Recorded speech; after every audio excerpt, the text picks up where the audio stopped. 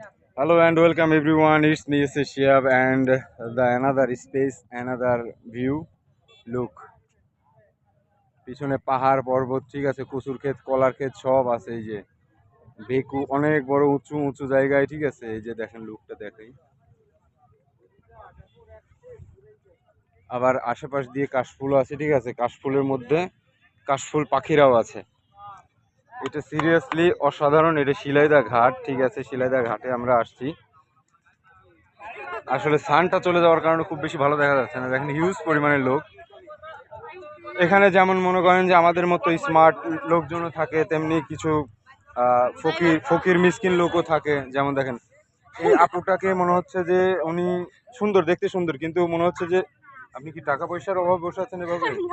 তাহলে আমি একটা টুলের অভাবে বসে আছি।